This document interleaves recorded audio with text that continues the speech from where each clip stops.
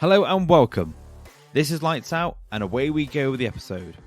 With the Formula 1 podcast for fans and by fans. I'm Will. As I look across the digital garage, as always, I'm joined by my co-host, or should I say my co-driver, Sam. Hello, Sam. How are you? Hello, Will. Hello again, listeners. I'm very well, thank you, mate. How are you? I'm very good. It's our end of season review. We're not sat here in our tuxedos, but it's nice to be discussing Formula 1, despite there being no Formula 1 action now.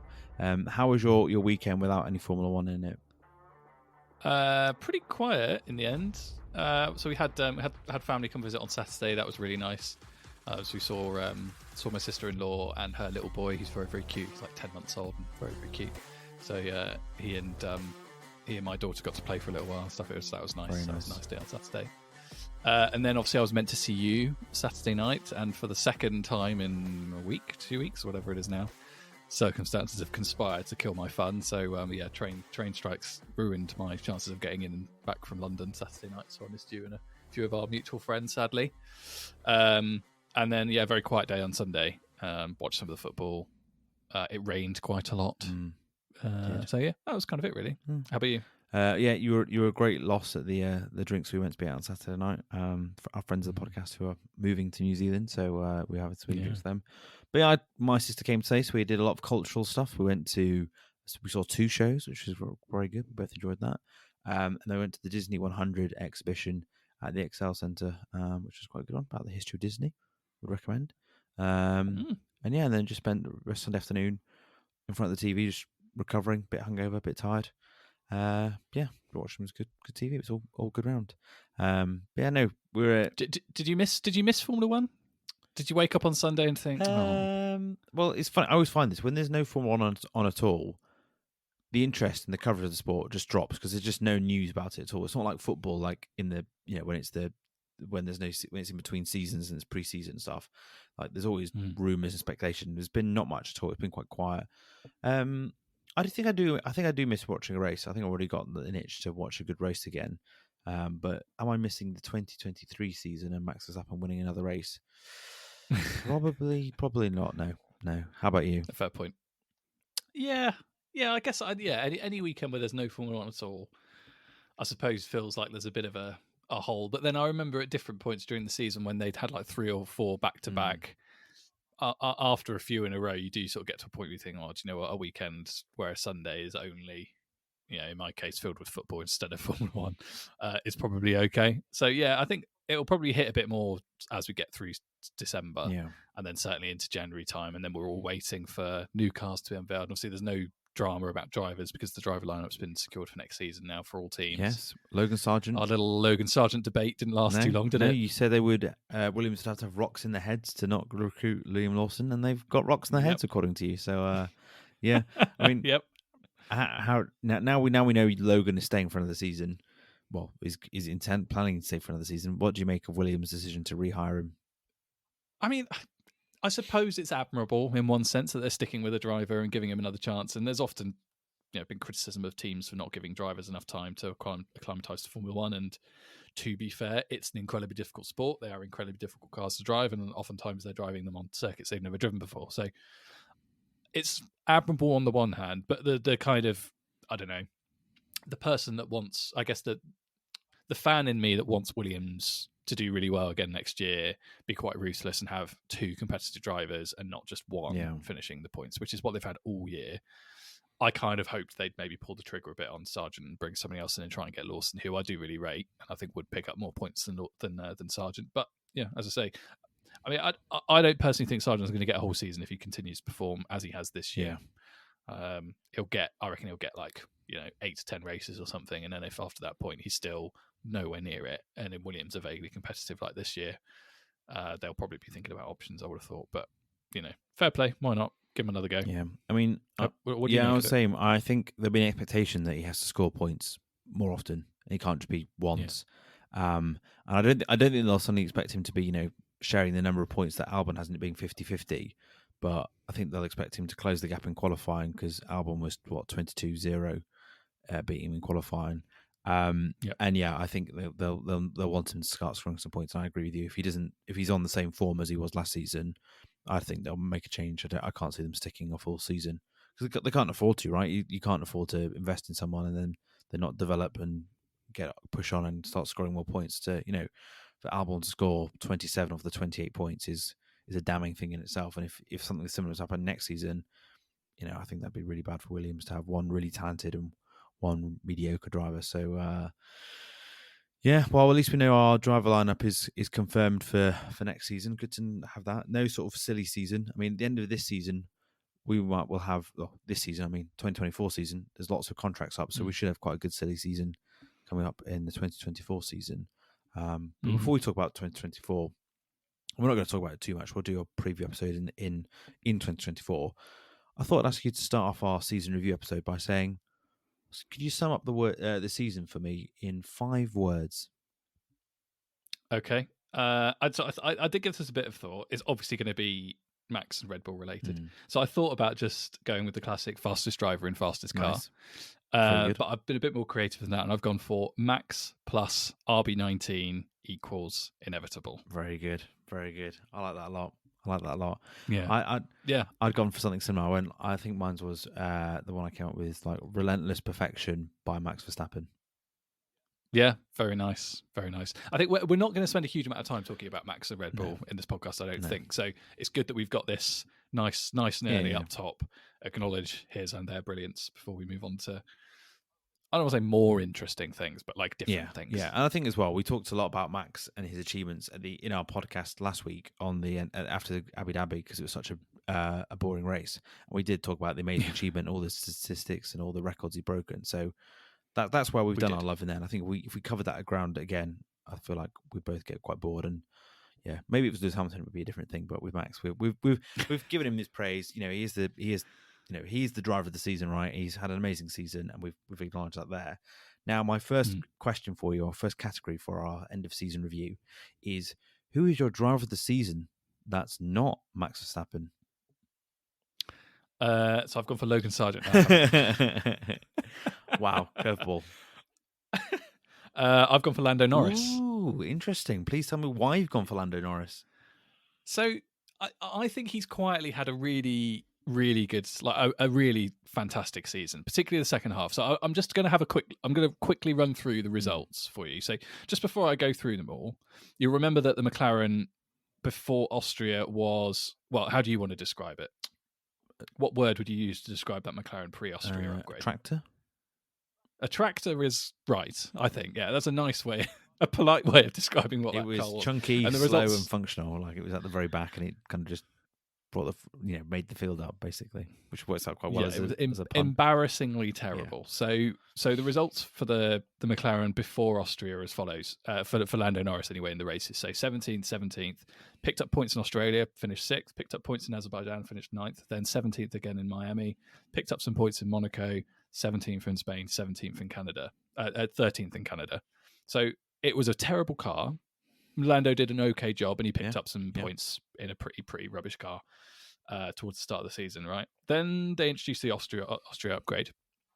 Car changes philosophy completely, and it's suddenly a lot more competitive. The results for Lando Norris for the rest of the season are as follows: 4th, 2nd, 2nd, 7th, 7th, 8th, 2nd, 2nd, 3rd, 2nd, 5th, 2nd, retired 5th. That is a good run of form. That is a very impressive run of form. Yeah, and I think it's worth, like, I don't know how many points did he put on his teammate? I know Piastri's a very well liked on this podcast rookie, and I think he had the best rookie season since Hamilton did in 2007. Like a really good showing from him, and he's really like there's a really special driver in there as well, and like clearly very popular. But Lando put 100 and something points on him over the course of the season, lapped him on a couple of occasions as well. Like he performed to an incredibly high standard, and I think he's really good. He like won up in my estimations a lot this season. Like I've always thought he was pretty quick, but I wasn't convinced he had the kind of racecraft or the ruthlessness to really like take on the likes of Verstappen and Hamilton, and I also think probably Leclerc is in that bracket too. Now those three were the only three I looked at the start of the season thinking that they could win a championship. Nobody else was ever in the conversation for me. going into next season, genuinely, if McLaren put together a package that's competitive, I think Lando will be in the mix. He's really good, really fast. I think he can mix it with Max. I think we saw that in a few races where he got past him at the start and put up a pretty good fight against a car that, as we've discussed so many times, is generationally fast. And with a Max Verstappen at the wheel. And yeah, I think it's just one of those seasons that's like, it's gone slightly under the radar because McLaren was so bad at the start. But I think particularly the last 10 to 12 races, his consistency of performance has been so good. And but for Max Verstappen, he would have won a few races this year, probably, maybe more. And yeah, I thought it was worth acknowledging that because he's not really, I don't know, in the context of like world championships and stuff, he's not really discussed necessarily in those terms, I don't think. I know there was a lot of hype when he first broke through, but the last couple of years, I don't know. I don't really feel like he's either necessarily, I don't know if he's necessarily been at the races or whether or not he's been underrated a little bit. But yeah, I think this season was a real marker, kind of, he should be in the conversation. He should be in a really fast car. And if he isn't, he should be thinking about moving to a team that can give him that because he's in that bracket for me. Yeah, I mean, I think you're right. He was talked as a Red Bull teammate to Max quite a bit this season, and sort of the hype around him. So I agree with you that. I do think I agree with you. My estimation and view of him massively increased as the season went on. I think it was those string of P2s that he had, were just some of the performances he put in. He got them because of his skill, and then I think it was interesting seeing how the difference between him and Piastri. And yes, Piastri was a rookie, but he did sometimes was a different league to him in the way he could he was much closer to Max, and like you say, he did battle with Max. I suppose my only criticism of or counter to sort of the Lando being driver of the season is that the car upgraded, and that's when he massively shot forward, and so did Piastri. So they both did very well. It wasn't like he was outperforming the car and Piastri was like mid-table. They both did very, very well with that upgrade. Piastri was the only one that won the sprint. He was the only person that he's got that over Lando, that he's got a sprint win before and it's not a race win, but it's still a win. And my other thing is the battle with Max. He did battle him a couple of times, but those battles did fizzle out quite quickly. Was it Brazil where it lasted about 4 corners and then it was dead and buried? And I know that is partly to Red Bull, but I don't know. Would a Lewis or a Charles have battled further? And I think Charles was quite good at battling with Max at some points when he had the competitiveness. I don't know. But I agree. He's had a very, very good season. And he's definitely up there in the conversation as driver of the season.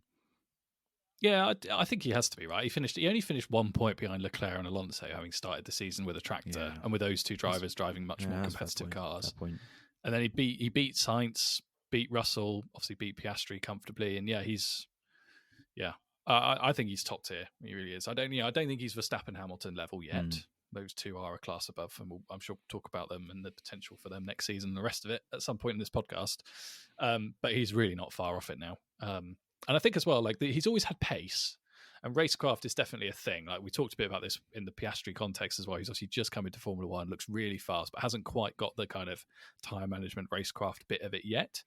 But once a good driver or a great driver builds up enough data over a few seasons or a couple of seasons to really get to grips with what's expected of them and how they get through a race as quickly as possible and drive a race as quickly as possible, it sort of just clicks. And it felt like that happened with Lando this year. Like it just looked like a driver at the absolute peak driving a car that was pretty competitive, just not quite competitive enough to compete with a generational Red Bull. I would feel quite confident in predicting him winning a race next season. Yeah, if McLaren are anywhere close, and it's not, Red Bull winning 21 of the 22 races. Was it 21 of 22 or 22 of 22? 21 of 22. 21 of 22, yeah. If Red Bull don't win 21 of 22 and some other teams can be in the mix, there's every chance he's one of the drivers that picks up a win because he is fantastic. Yeah. Well, how about you? Who's your pick? Come on, I'm dying to know. Well, I've gone for a fellow Brit. Oh, great. Okay, let me guess. Go on. I've gone because I've picked him for another category, so we can. You've gone for George Russell at length.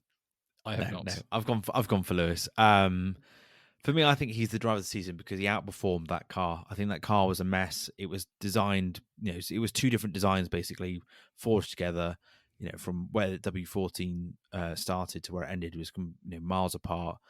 I think no major team at the top struggled as much as Mercedes did with the change in one weekend. Their car would be great, the next it'd be all over the place. And And I think Lewis, he did a really, really impressive job to drive that car to the absolute limit and to extract, an amazing performance. Left Russell for dust.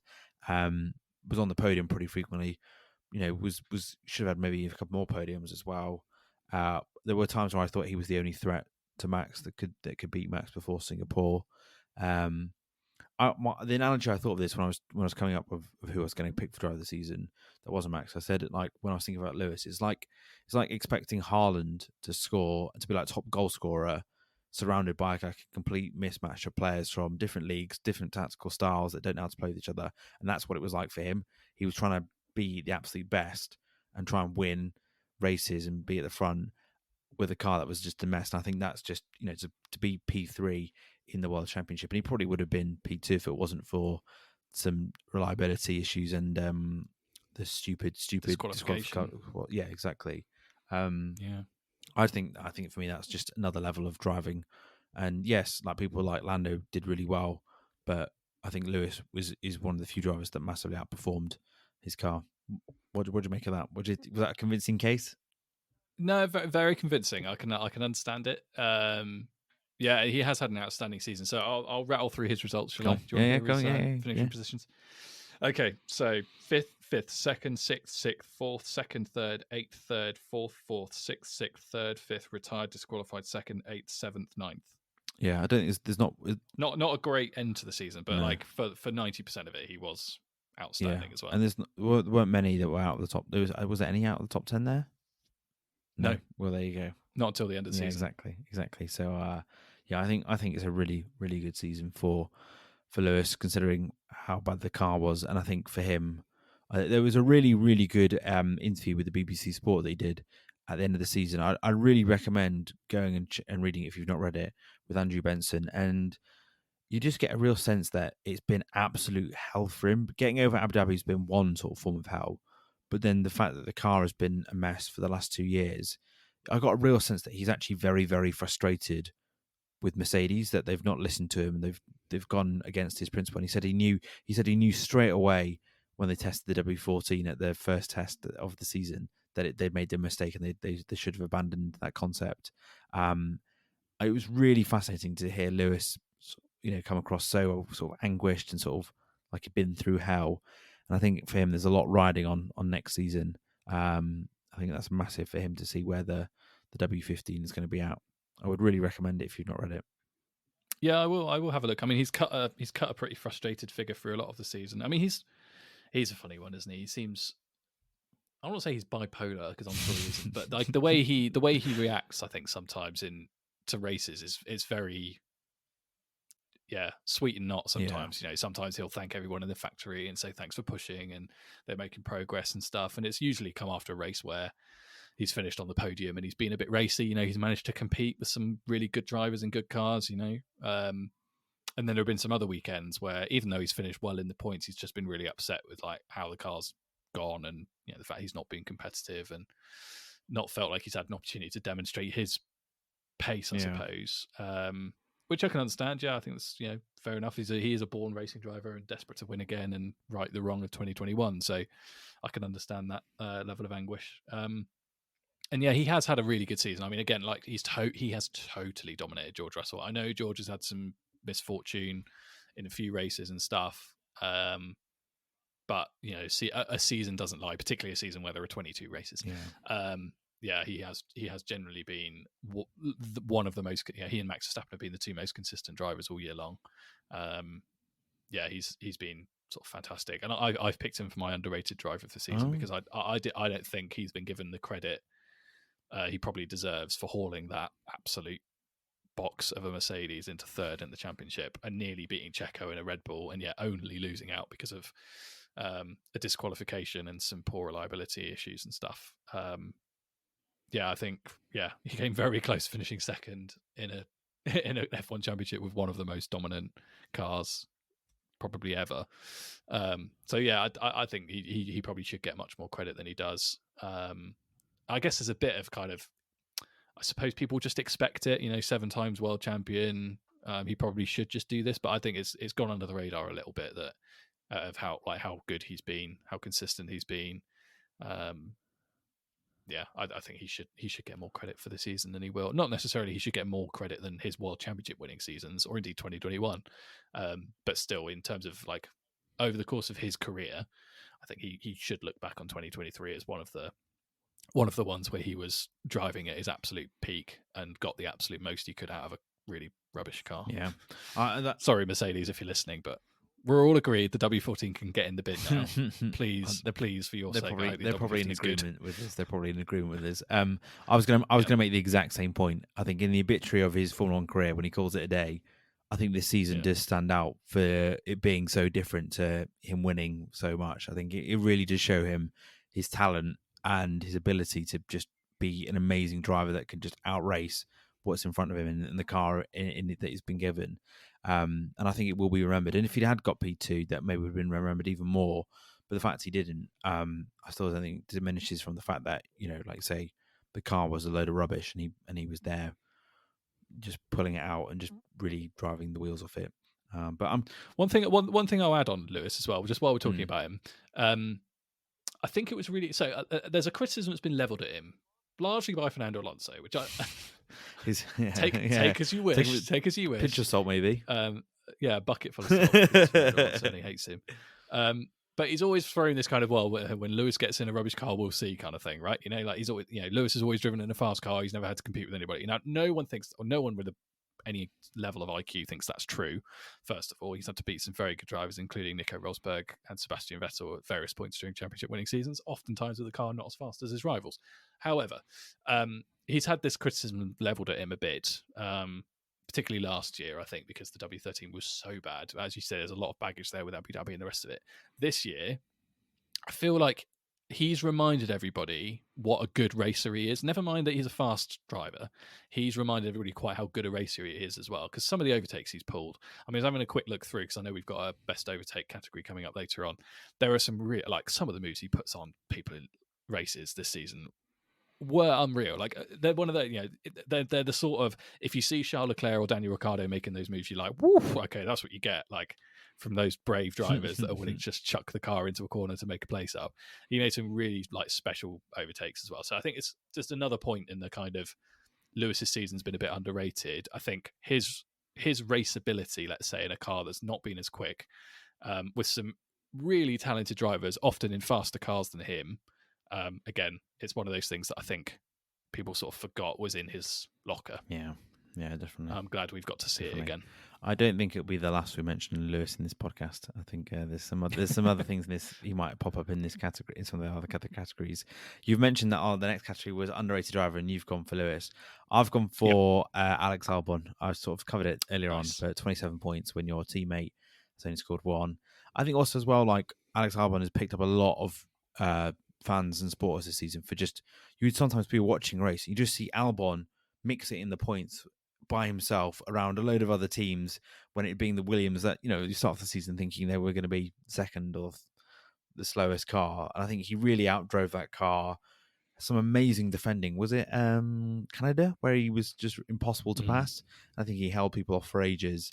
I think he really showed off his skill as a driver. And it's really deserved for him, because I think he was a real promising talent. And then that Red Bull seat just came way too early. And, being Red Bull and Christian Horner, they don't manage those young drivers that aren't called Max Verstappen very well, and that just knocked his career back and knocked his confidence. And I think it's really good for the sport that he was able to come back into it and get a seat, because he had the talent.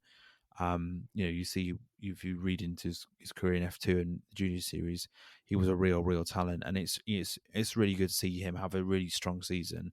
And I think he's put he's gone up in a lot of not only fans' estimations, but probably a lot of team principals as well.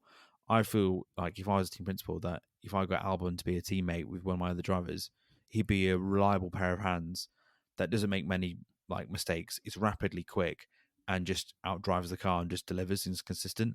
And I think I don't want to blow it out of proportion, but could we see Albon at a top team again that's not Red Bull in a few seasons' time? I don't know. I'm putting out there, but I think if he carries on with the form of this season, 100% the conversation. That's how Carlos Sainz, got the move to Ferrari, just by putting in seasons like that. And that's exactly what he almost needs to do. Just needs to follow that path and just just build that reputation as being a reliable, fast driver. I think Sainz is quite an apt comparison, actually, there. Not dissimilar styles, quite smooth, smooth operator. fast, smooth operator. That's good. Fast, both quite sort of affable, nice people, quite chilled out. That's a good comparison. I agree with you. I think Albon's been brilliant. Fantastic season. Done a great job for Williams. Again, hauled them a lot of points, certainly in comparison to his teammate. And, Williams has been a funny car this year. I think it's been very competitive in the sorts of places you'd expect it to be, but it's also been Albon has managed to extract quite a bit from it on some tracks where really Williams probably don't have much business earning any points. So I think that's probably worth commenting on as well. Just, it's funny you mentioned that. So Albon, I was looking at this the other day. I know we're not talking about Checo right now, but you did ask about him moving to a bigger team. Do you know what Albon's average finishing position was the season Red Bull binned him off? Ooh, it was 7th. That's pretty good. Right. Guess what Checo's average finishing position was this season? 10th? 9th. Oh, wow. It's interesting, isn't it? I mean, I'm not one for they should sack Checo or anything like it. I mean, they probably should. But we're not. I'm not, but they should. I'm not, but they should, or they should have done by now. I enjoyed that. Yeah, I just thought it was interesting. It's an interesting one, and that was some years ago now. And Albon's obviously got a lot more. As I said, I just use the words data, don't I? Data in the bank. Albon's got now since that time.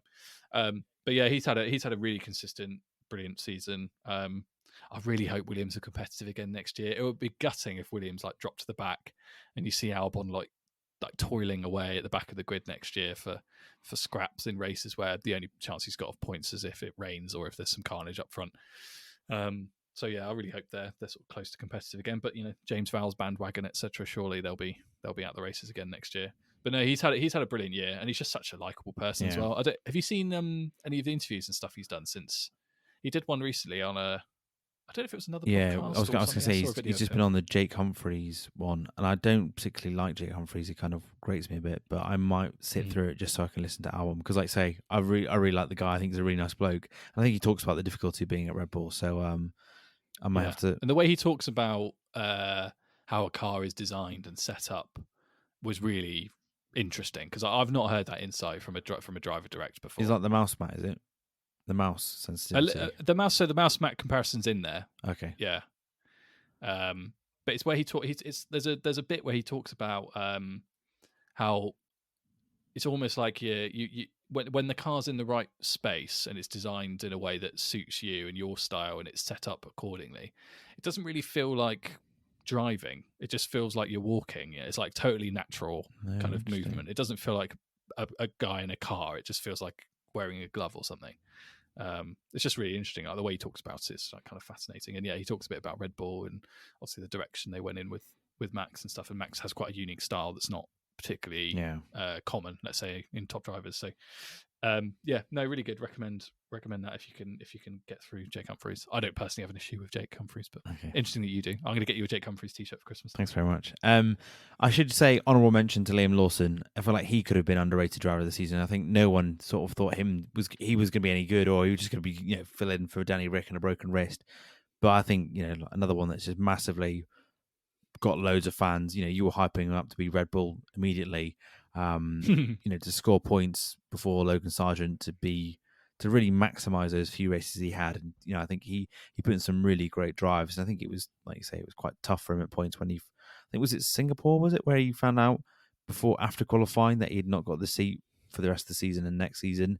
And I think and then I think he had his best result there. I think that was I thought it was a really nice, really great thing to see, like someone that you just had no idea about come in the sport as a temporary measure and just exceed expectations. So honourable mention to big Liam Lawson. Let's hope he's in the sport in the years to come. Mm-hmm. Our next category is qualifying moment of the season. Okay. You can probably guess what mine is. I've mentioned it a few times on episodes. Yes. I think I mentioned it last week as well. Is it Monaco? It is. Max Verstappen? Yes. Max Verstappen. Yeah, that's right. I think the only award I'm going to give Max this particular episode But it was amazing. So if you didn't see it, listener, it's worth going back and watching. It's during qualifying for the Monaco Grand Prix, which is the highlight of the Monaco Grand Prix weekend because the race is always shocking. The spectacle is fine. It's very exciting to see the cars drive around the streets of Monaco and past the harbour and all the rest of it. But qualifying is by far and away the most exciting part. And Max was. Do you remember how many tenths down he was going into sector 3? It was quite a bit. I think it was almost half a second. Yeah, it was big. It was big. Fernando Alonso was on provisional pole, wasn't he? Yeah, so Alonso put in a stonking lap. Everyone was, hyping Aston Martin, Alonso, best opportunity for them to win a race. And he put the car on provisional pole, and he had a significant gap on Max, and Max was down in the first two sectors of Monaco. And the third sector in Monaco is a really challenging, technical, I'm going to use this phrase, big balls to put in a really quick lap there if you're going to make up the time there. It's the bit I always crash at in the F1 game. It's always that sector I always bump into the barriers because it's so tight. Yeah, it's so tight, and it's one of those that and I remember playing the F1 games myself, not the recent ones, but it's one of those where if you can nail it and get it right, it feels so good because you just take the car to the absolute limit, and it's just it's a really special bit of racetrack. I mean, it's terrible for overtaking, and the race is rubbish, as I have said on several occasions. But for the purposes of qualifying, it's brilliant. And Max was really down on Alonso. For context, a half a second over a lap that's about a minute 20 long is huge. It's an enormous amount of time to try and catch up, and he managed to do it just throwing the car through the corners, particularly through the swimming pool section. And given how big, I mean, that's it. The cars are huge now. They are so big. They are so easy to have an accident there. And we saw quite a few have really big accidents going through that section, trying to do exactly what Max did. And the control he had of the car, and how he sort of kissed the walls without smacking them and damaging the car to pick up enough time. And I mean, he clipped the wall, didn't he, on the last corner as well, coming out the final corner to hit the straight. And yeah, to gather that time and put the car on pole, one of the best pole laps I've ever seen. It's up there with Hamilton, Singapore 2018. Yeah. I think that was. It was. Really, really special lap. So yeah, that for me was amazing. It's the one time I've watched Max this year and just thought, yeah, okay. I mean, he is different level right now. That was different gravy. Yeah. So I would have picked the same, but I don't want to burst your bubble. But I saw something on Twitter the other day. Someone was saying about how that was an amazing lap, and then someone said what actually happened was that Alonso really tailed off in the final sector. So he kind of gave him the opportunity to have a mega final sector to that. So I don't want to diminish it, but yeah, that's what happened. But yeah, I remember the clip. The clip you're right about is when Max is coming through that final corner and he's literally brushing with his wheels the barrier and is not losing time and actually gaining time. And I remember the commentators being like, "We've never seen that line before in that corner," and that was just extraordinary. So I think you're right. It will go down to one of his greatest ever qualifying laps. But yeah, interesting. Max didn't have many outstanding qualifying laps. I mean, Suzuka was actually everyone thought Suzuka was going to be a bit close, and he was miles ahead then. But throughout the season, he was most of the time quite comfortably on pole. It was quite routine. My qualifying moment of the season is not Max Verstappen. Is a guy. Well, I wonder. It's a guy called. I wonder. Yeah, have you heard of this guy called Lewis Hamilton? When he got. Hold on, isn't he a Knight of the Realm? Sir Lewis, I think he might be. Lewis. Yeah, his that's goatedness. Yeah. Is his surprise pole in Hungary. I just thought it was a really special moment because it just seemed to come out of the blue. No one thought they were going to get pole, and it was just a really good lap. And I think the thing that made it my qualifying moment was the reaction afterwards. Like Lewis just seemed like, I feel like that was a really important moment for Lewis to get over the last year and a bit, and just to have that moment to know that he himself could get back onto pole position. And that's another one for the record. But he seemed really emotional, and it seemed a really big thing for him. And that was just, I think, a lot of people in the sport, no matter who they supported, were just really happy for Lewis to have that. I mean, yeah, he didn't win the race, but that was a really special qualifying moment. So that's why I picked it as my qualifying moment of the season. Yeah, no, fair enough. Can't argue with that. That was a really good one. I cheered very loudly for that. I'm trying to remember where I was. I don't know if I was watching it or not. I'm pretty sure we were. I'm pretty sure we would have messaged about that. Was I? Yeah, maybe I did. Yeah. I can't remember if I watched it live or if I was following it. I don't know. Anyway, yeah, I do remember cheering very loudly. Yeah, so I was really pleased. I nearly went for one of the Leclerc ones. He put in a few really good pole yeah, laps, didn't he, true, this year? But true. obviously didn't win any of the races, which is a bit sad. So Bad for his ratio. yeah, Talking of races, what was your race of the season? I've gone for Vegas. Oh wow, wow! Yep, I would not have predicted that at the start of the season. yep. Wow, Vegas has done a number on you. It has. I'm on the boat, as it were. I'm with the FIA and Formula One and Liberty Media and all the rest of the corporate whatsits that have made the race happen. But to their credit, it was fantastic. So I was thinking about what makes a good race. I think competition for the win has got to be in the mix there somewhere, and there was some competition for the win at Vegas, which was good. Lots of kind of on track, close wheel to wheel racing, opportunity for overtakes, but not in such a way that the overtakes felt a bit fake because of DRS. And I think we got that. They got the DRS zones absolutely right. We saw some great overtakes, one of which was done by his goatedness in turn 17 on Pierre Gasly, and also put a nice move on Alonso. And there were there were lots of really, really good overtakes in that race. Point two. Point three, off track drama always helps. And there was quite a bit because obviously Carlos Sainz hit drain cover.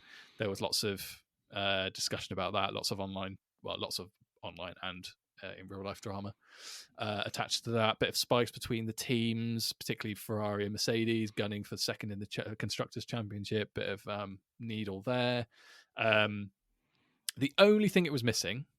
Fourth thing, forgot to mention that it's happened that the race happens in a kind of exciting location. Yeah. You can't get that everywhere, but Vegas is quite an exciting location. The spectacle itself was really cool. And the organisers, although there are lots of flaws with that particular race, we talked about them a lot in the episode, so feel free to go back and listen to that one, listener, if you're interested. But overall, to make a race happen in a place like that, really incredibly difficult, and they did a fantastic job. So for those four reasons, I've picked it. The only thing was missing, and like I would have given it to a Silverstone or somewhere else if this had happened there. The only thing that was missing was a Lewis Hamilton win, a Charles Leclerc win, or lots and lots of rain that interfered in proceedings. None of which really happened, and there weren't really. It's a tough season for us to pick this one because there weren't many outstanding races, and the ones that were outstanding, Max still won for the most part, apart from one. And that was a good one, to be fair. So, yes, I've picked Vegas. I'm on the bandwagon. I nearly went Silverstone, but I've picked British drivers and British overtakes and God knows what else. So I'm not gonna totally dominate the podcast with British bias. And I did like Vegas a lot, so I've picked it. And what about you? What have you gone for? I've gone for another night race. I've gone for Singapore. Okay, for me, nice. that was the bit where the Red Bull run of the unbeaten season came to an end, and Sainz's drive was just, I thought, was outstanding. The tactics, the strategy was just genius. We generally had Sainz, Norris, Hamilton, and Russell all vying for the win. Like any of them could have won it. We had the late drama of Russell binning it into the wall. You generally thought Russell was going to do it, and he didn't do it, and then the drama there. I just thought it was a really, really exciting race. And I think if anything that came after a run of just Max winning a lot of races, Checo hadn't won for ages by that point. And I think the podcast before that one, we said, they're going to go and do it, aren't they? The Red Bull are going to win every race this season. And then to have that sort of spectacle, and Max wasn't even in the conversation for the win, I thought made it a really, really exciting race. I probably would have voted Vegas as my race of the season, but I didn't see it live.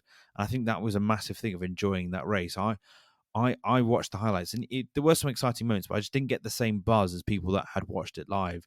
So I think for me, I'm really excited to watch it live next year. I mean, hopefully I'm not, post wedding, or I've not been out the night before, and I can get up and make the early start, and I will make it next year.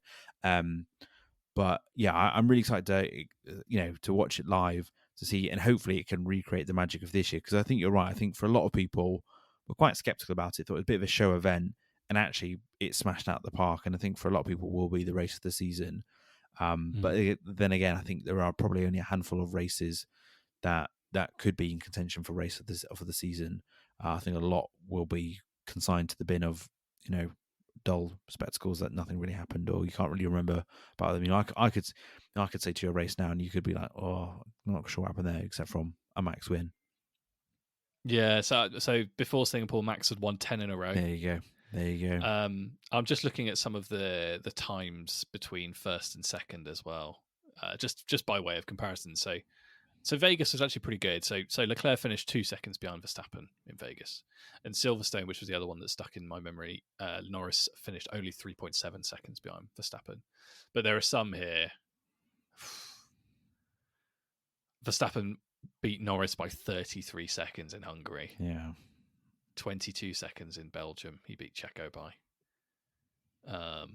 19 seconds in Japan, one you referenced. And even Kota as well. It was 10 seconds. Mexico 13. Abu Dhabi 17. Yeah. There were this is what I mean. There was a lot of domination, wasn't there, over the course of the season? 24 seconds in Spain, 27 seconds in Monaco. Yikes, I'd forgotten that. And that's as I said, that's a really short lap as well. Yeah. Yes, there weren't many close races sort of interspersed with all of the Max Verstappen dominance, was there? No. So not a huge number to choose from. But yeah, Singapore was really good. Also, the only race Max didn't finish on the podium this year. Yeah. Interestingly, I'm not going to read into that what you will, listener. Lewis got fastest lap as well in that race.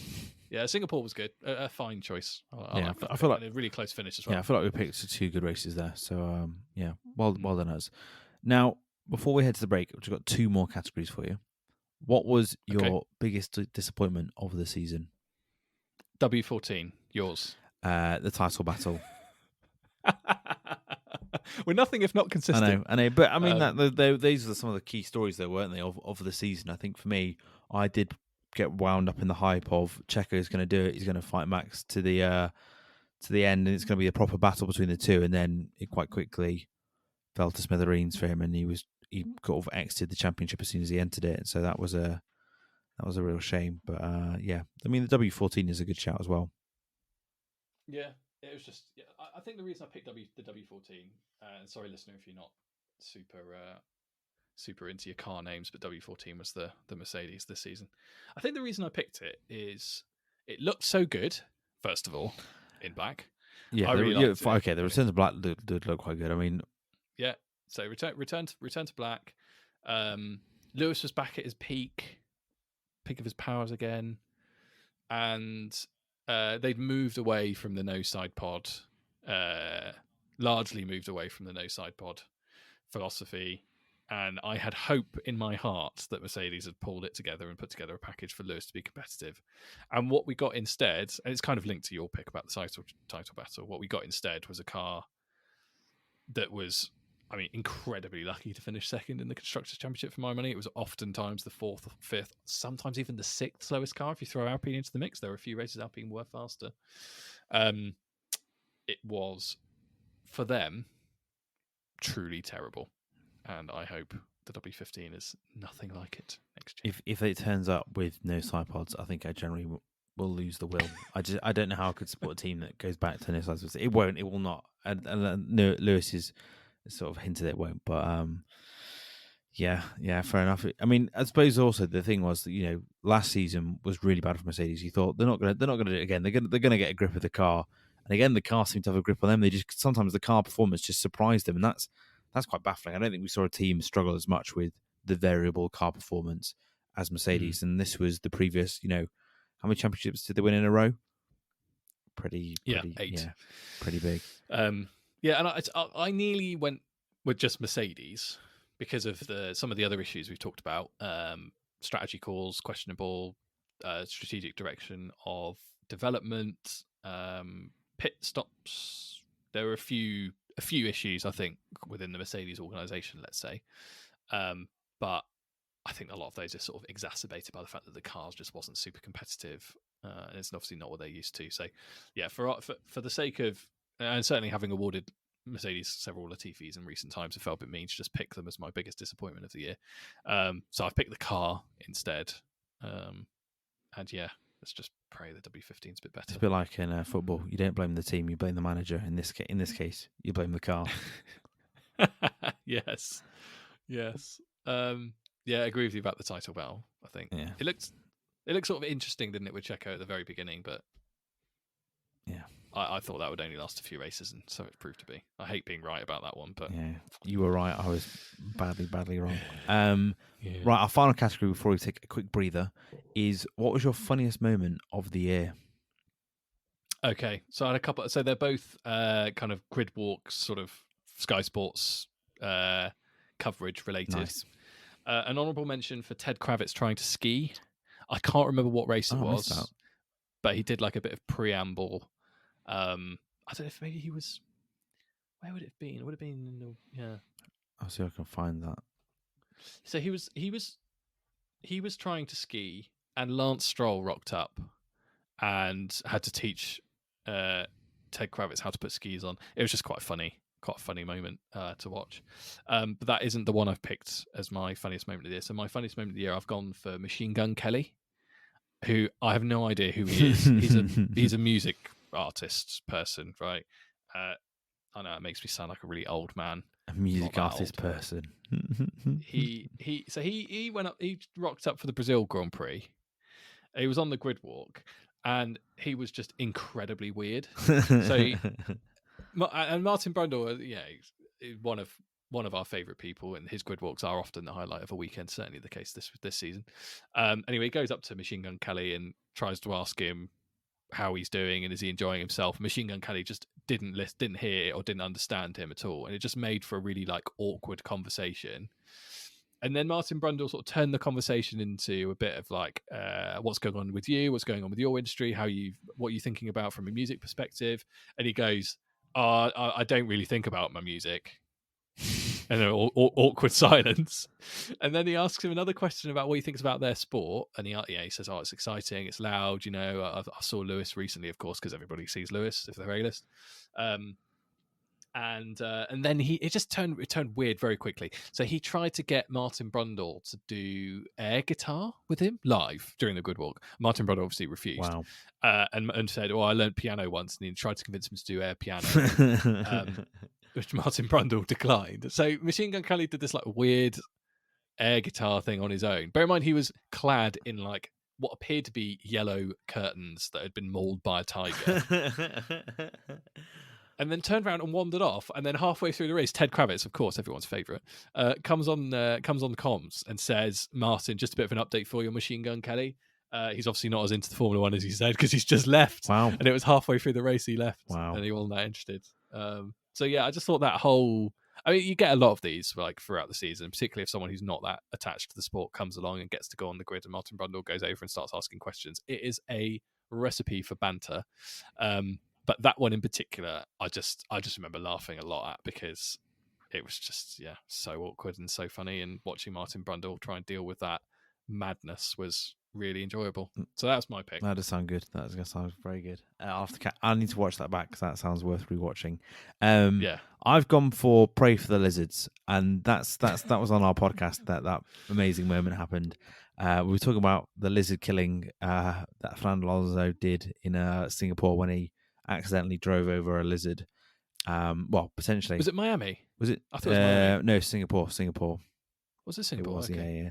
It was at Singapore when he drove over the lizard, and there was lots of good chat, memes about it at the time. And then we talked about it on the podcast, and I think you ended the podcast with "Pray for the Lizards," and it still cracks me up to this day. I don't know why I find it so funny, but it was brilliant. So well done, Sam. You've gone on you've got a special mention for that, because that was some top banter from you there. Thanks, mate. I enjoyed that episode a lot. It was good, and I think it was then when we were talking about Vegas and about how Alonso had avoided the drain covers, and then someone said on Twitter, "Well, that means he must have meant it for the lizard," which then just brought back memories of Pray for the Lizard all over again. But yeah, that's hard for me to be topped. But yeah, that was very good. And with that, we'll take a quick pit stop.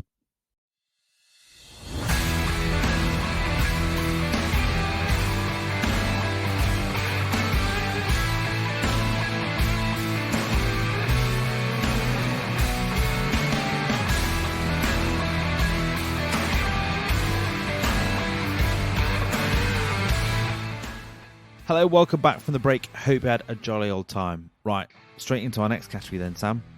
What's your favourite Latifi of this season? And if those are, if you decided to try something out at the very end of the season, or you've missed this at the very start, Latifi is our fictional award that we give out to someone who's something silly or stupid, crazy, mad, in honour of our favourite Nicholas Latifi. So, Sam, who's your favourite? What's been your favourite Latifi of this season?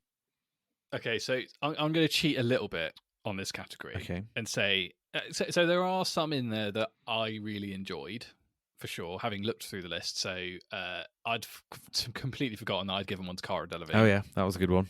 When she wouldn't refuse to talk to Martin on the Yep. grid. Yeah, and also the FIA pit lane manager for allowing loads of people to wander through the pit lane as Esteban Ocon came in for a pit stop at 70 miles an hour Yeah, in a really heavy one Formula lap 1 before car. the end of the race. I remember that. Yeah. Yeah, and then a few other random ones with Sky and whatnot that I really enjoyed. But anyway, what I've gone for is actually your overall Latifi performance this season wow. as my highlight, Okay. because you've been incredibly consistent, far more consistent than I've been. So you have picked Sergio Perez, who we're not going to talk about much in this podcast. You've picked him 5 times. Wow. Out of what? For Out of Latifi. 22? Out of 22. Wow. Wow. I did not like him. I showed him no mercy. No mercy shown. You picked the FIA 1, 2, 3, 4, 5, 6, 7 times. It's fair to say the FIA and Checo Perez are not on your Christmas card list, and vice versa if they listen to the podcast. And then you picked Esteban Ocon 3 times, which I was just like, that's just random because Ocon's had like a very relatively okay season. Now he's had a few moments and stuff here and there, but like generally, I think he's been all right. But yeah, clearly Ocon has done something to annoy you.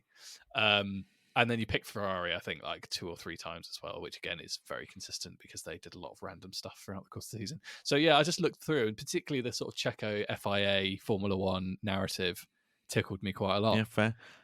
So I've gone for that. Over half of my Latifis were to them. So yes. Well done to them. Well over half. Maybe I should write something like, "Congratulations, you've won." You've won 7 of my 22 Latifis this season. I'm glad you enjoyed that. Maybe next year I need to be a bit more creative, or maybe I'm just love a narrative. I just like to just hammer home someone after they've just keep messing up. No, I think you're absolutely right, and I don't remember thinking any of those weren't justified. No, They're all fully justified, Latifi. I can't either. Yeah. I've gone for Ocon because I think have you? Okay. Because the reason why, because he matched his own record twice in the season where he got 3 penalties in one race. I think the first one was Bahrain, which was just very funny when they the whole problem with the pit stops and they touched his car too early and then to come in again. That was very entertaining. But I think for me, the Austria one was just so good because he got so many penalties in Austria for driving for breaching track limits. And I think you said at the time it was like he's driving his own different race circuit. I just thought that was just really funny, and that's just brilliant. So I've greatly enjoyed giving out Latifis. We've yet to have a weekend where we've not been able to give out a single one. I mean, Abu Dhabi was the closest we've come. But yeah, I think it was a great way just to laugh at a few things that have gone wrong in a weekend or find the funny things that have happened. So I'm intrigued to see who is going to be our biggest Latifi winner next season. That should be quite entertaining. Very good. So I think the Ocon one, the Austria one, if my memory's right, that was the one where they took ages, didn't they, to decide it was way after the race, the penalties and stuff. And he got like 30 seconds or something applied penalty. Yeah, 30 seconds worth of penalties applied, which is sort of breaching track limits. I think it's right in saying 9 times. Yeah, to get 30 seconds because you get 3 warnings, don't you? And then it's 5 seconds per breach. Yeah. So I guess he would have done 6 then. So yeah, I think 9 total. Yeah, that's correct. Laps. So 9 separate laps of a 50-something lap race. He drove a different circuit. I think I saw this on Reddit. Someone saying like, I'm new to F1. I just kept hearing Ocon. I thought it was some sort of weird penalty thing, but I actually realized it was a driver that just kept on getting penalties, which greatly amused me as well. So he'll be hoping he doesn't repeat that feat again next season. But that was great fun. Yeah. On something a bit more serious, what was your favorite overtake or the best overtake of this season for you? Okay, so this is a proper British bias category for me. So honourable mention for Lewis Hamilton on Charles Leclerc at Monza. This is the one where he left the circuit and drove along the grass. Oh yes, to get past him. Yeah. Is it going into the first corner? And we've seen that happen. Yeah. So we've seen that happen a few times at Monza, I think, and Imola as well. I remember like Vettel doing it to Alonso and a couple of other occasions. But this one was really good, particularly I think as well. Lewis was driving a pretty poor car that weekend and suddenly found some pace during the race and managed to overtake a Ferrari in Italy, which was fun for him. So yeah, honourable mention for that one because I just remember going, oh, like that's that's old Lewis. That was the I think the first time in the season where I thought, yeah, okay, like he's properly back He's now. back. He's back. But my favourite, my best overtake is George Russell on Charles Leclerc at Silverstone. Oh I yes, don't I know the one you mean. round the outside left field. Yeah, Really good. Like you never see a pass made there. And yeah, to take it round the outside of Charles Leclerc, who's A, really fast, and B, very difficult to overtake. Charles Leclerc was worrying about the next corner a little bit, I think, a bit too much. And George Russell spied an opportunity, went all the way around the outside of left field, which is a massive corner, by the way, like very much the long way around. And yeah, took Charles Leclerc, took him by surprise, and it was one of the, like, technically one of the best overtakes I think I've seen, because there isn't a huge amount of space. And yeah, he put a fair bit of trust in Leclerc as well, though, which was good, and they both did well to avoid each other. But yeah, it's just a fantastic overtake, sort of came out of nowhere, and it's the reason I voted for it is you just never see overtakes there. yeah. So yeah, something like, yeah, he created something there that, like, basically nobody had ever seen before. So yeah, that one for me. What about you? I did almost go for that one as well. I thought it was really impressive. Like I say, to be the best one, it has to be something you've not seen before and something really special. And I thought that was a really special move. I've gone for Leclerc on Perez at Vegas in the penultimate lap of the race to get Yes. P2. To come from so far behind to break so late. I think, what was it, 7G he pulled, which is just crazy. 7 times the force of gravity. Like, that's just extraordinary for a driver to go through. The timing, to break that late, and the confidence to do that at that moment in the race on probably old tires, I thought was just really, really impressive. And it just took real balls. And yeah, it was a slam dunk for me when I watched that back. I thought, yeah, that's just really, really. It was scary how good that overtake was. Like, oh, he's really chanced that, and it's come off, and it's fair play to him. So yeah, well done, Charles. Nice. Now we've got 2 more questions, or 2 more categories to cover off, and this one is, what's the one thing you've learned from this season? So I think I'm going to go for even in a season where a team has totally dominated and a driver who I'm not a super fan of. That's not to say I'm not a fan of him, but I'm not like Max Verstappen till I die kind of fan. Even in a season where he wins 19 races, was it 19? Yeah. Oh my god, there's so many. 19 races, and Red Bull won 21 of them. I still get excited, or got excited, for every race, every Sunday, even the early mornings, like getting up for Japan and stuff, where normally, like, oftentimes you get up in the morning for a sporting event, be like, oh god, really, is this going to be worth it? Even on those weekends, and I mean, Japan was a case in point. I just mentioned how far ahead Max finished of everybody. I still got excited for the races and got excited for the start, which I think is a good, I don't know, it feels like it's a good sign for me, because, like, obviously we've started a podcast this season. We've talked previously in other episodes where, like, my interest in Formula One has waned in various periods, including when Hamilton was dominating, and I am a big fan of his. Yeah. Same goes for Vettel, and the same was true of Schumacher in the sort of early 2000s as well, where they just dominate and win so much. Like, you could miss a race here or there, and it's not the end of the world.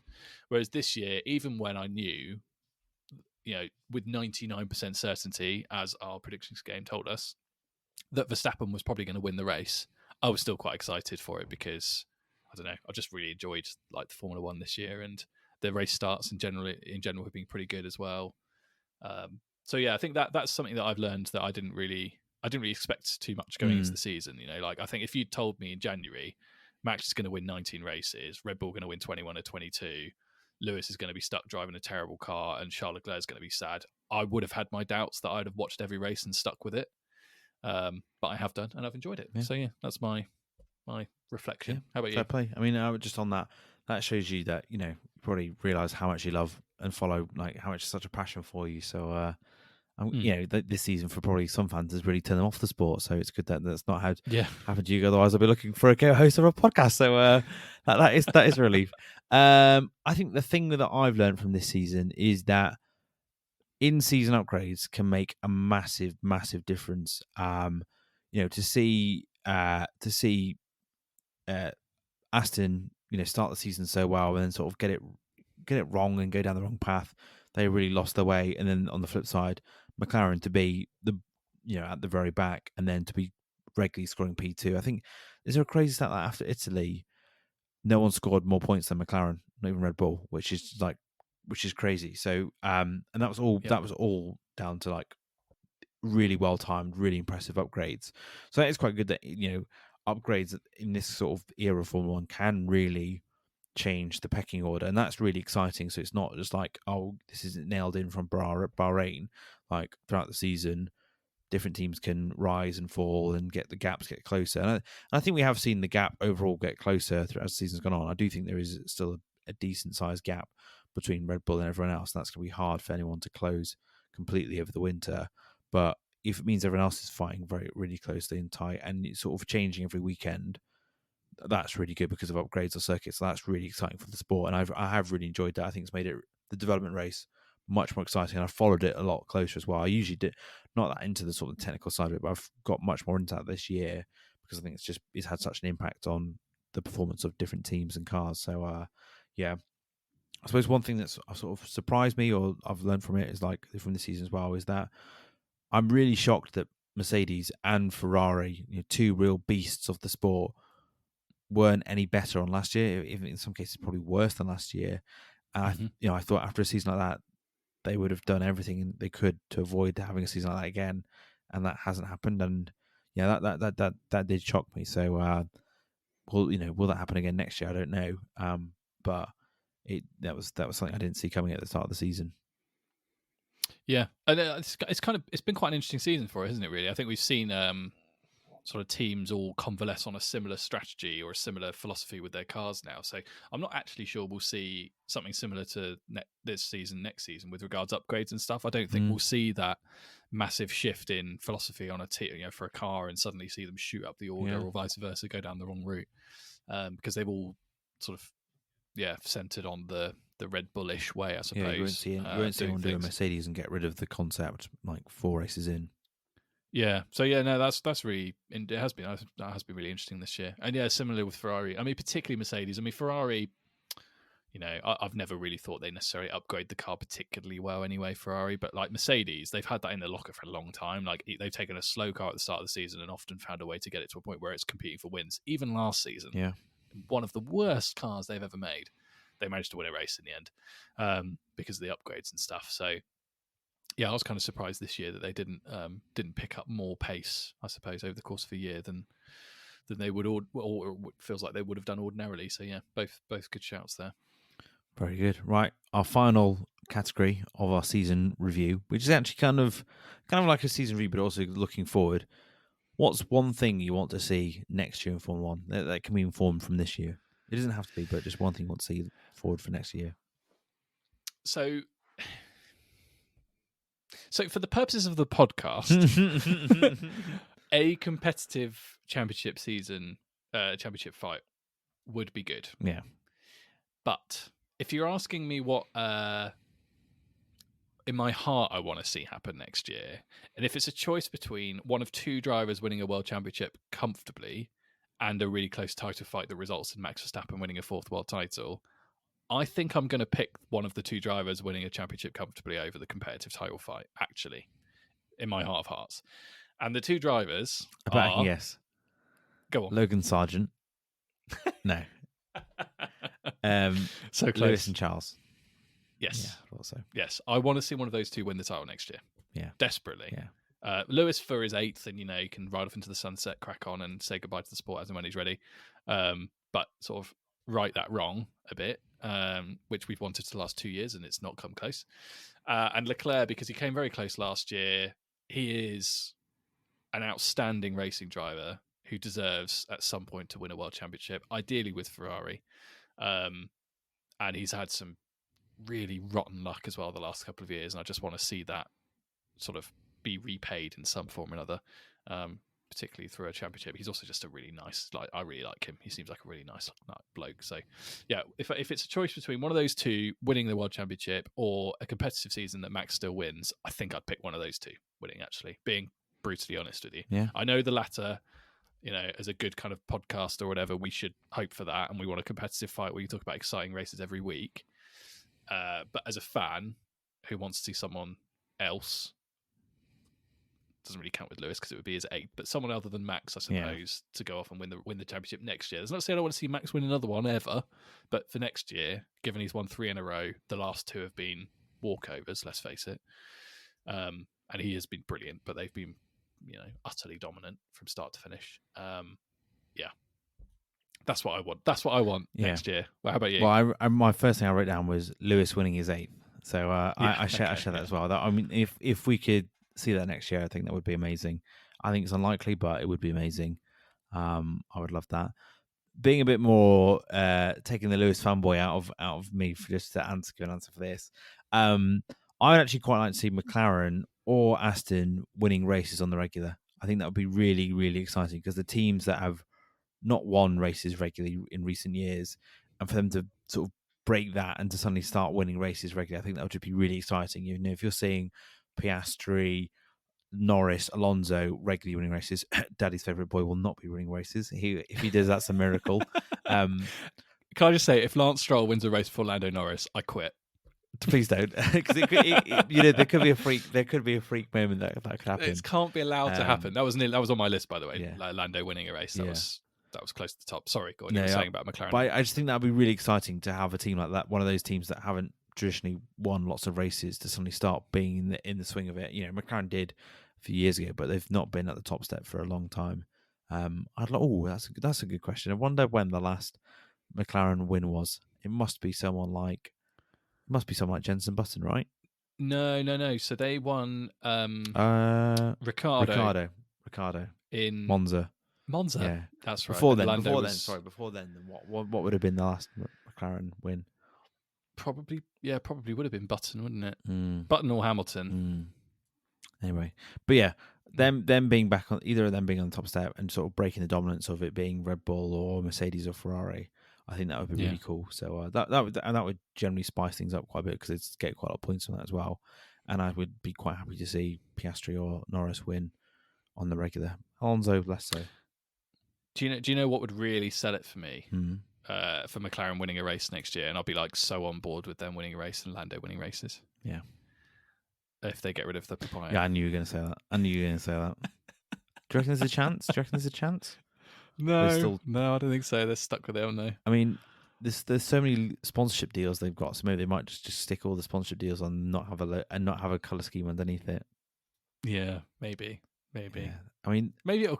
No, it hasn't grown on me. I was going to say maybe it'll grow on me, but it's been like 4 years now. It's just not grown on me. So no. I mean, they did do some good one-off liveries. Like the chrome one was probably a standout. Well, that's a whole question itself. What was our favourite livery? But yeah, well, there we go. We'll leave it at that. So yeah, that concludes our review of the 2023 season, our first season podcasting, the full season, and we'll be back next season for 2024. But before we go on our Christmas holiday, we're going to do a little special for you with the release of the Brawn GP story. Is it the £1 Formula One team? I think it's been dubbed. Yeah, that's what it's been dubbed as the sort of the byline for it. That's just come out on Disney Plus over the last couple of weeks with Keanu Reeves. We're going to do a special review episode of the series, showing our thoughts on what we thought of the series, how it compared to Drive to Survive, but also just the Brawn story as well. That's it's a while ago that took place, so it's just a good opportunity for us to discuss it as well. We didn't know each other at that point, so it'd be good to sort of trade our stories of what it was like following Formula One at that time when Jenson won his championship with Ross Brawn and the Brawn GP team. So yeah, we'll do that. That'll be our final pre-Christmas episode, and then we'll take a short break over the Christmas period, and then we'll return in the new year to start previewing the 2024 season. Oof. That does feel exciting to say. It feels weird that it's going to be here before we know it. It is. It's going to be here, and it's going to be a long season as well, isn't it? 24 races. Yeah, 24 races. We start all being well. Start end of February through till November. Yeah, that will come around quickly. I'm sure there'll come a point in January where we're podcasting. We're just itching to see the cars, 100%. And see the liveries. And... Well, we might. I don't know when pre-season testing is, but we usually see car liveries and we see the designs. It's around Valentine's Day because they always do jokes and puns about spending Valentine's Day with your one true love and all that sort of stuff. But I reckon it could be even earlier this year because of the race being earlier than usual. So yeah, we could see it end of January, start of Feb. That'll be the next sort of event thing, won't it? On Twitter, it'll be like, oh, apparently Mercedes is going to go on this date. Oh, Red Bull are going on this date. We'll start seeing the rumours about the launch date. So the teams will be busy working away right now to get ready for the next season. And we'll also be doing some work as well, thinking about what we want to cover next year in the gaps we've got as well. And I'll be browsing Red Bull merch. Yes, yeah. How's that going? I've sent you a couple of options. I know which one I'm going to buy. It's not the one with Christian Horner splattered all over it. Oh, nice. The other one, I can't remember what it was, but yes, I have made my selection. Very good. So I'll be ready with that for the first episode of 2024. Very good. I look forward to seeing that. Good stuff. Follow us on Twitter at Lights Out Lads, and on Instagram we are at the Lights Out Pod. That's all from us. All the best, and goodbye. Bye bye.